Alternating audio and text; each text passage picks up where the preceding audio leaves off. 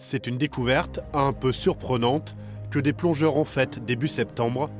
4 caisses d'obus presque intactes, seulement recouvertes par des moules à 50 mètres de profondeur au fond du lac Léman. Une découverte qui interroge. Aujourd'hui, c'est Odysseus qui a trouvé les munitions. Demain, ça pourrait être n'importe quelle personne avec des intentions mauvaises ou néfastes. Ensuite, on a un risque de pollution des eaux potables du lac, puisqu'on est situé à moins de 150 mètres d'un point de captage d'eau potable. Et il y a des risques avérés puisqu'on a en eau une densité qui est 5 fois supérieure à l'air. En cas d'explosion, on est à proximité d'un gazoduc et de ce point de captage d'eau.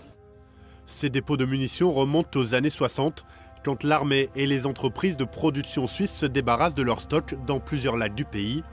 Ici, des obus destinés à l'exportation de l'entreprise Hispano-Suiza.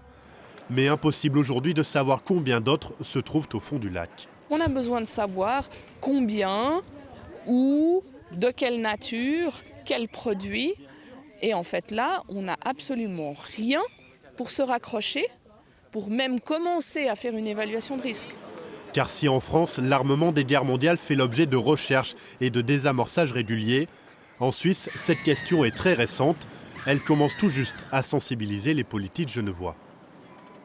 Il fallait s'en débarrasser et à la place de les démanteler et de faire un travail un peu sérieux, on a caché la poussière sous le tapis ou respectivement passé tout ça par-dessus bord. C'est vraiment un manque collectif de sens des responsabilités et il s'agit aujourd'hui de trouver les solutions pour qu'on évite un drame humain et environnemental.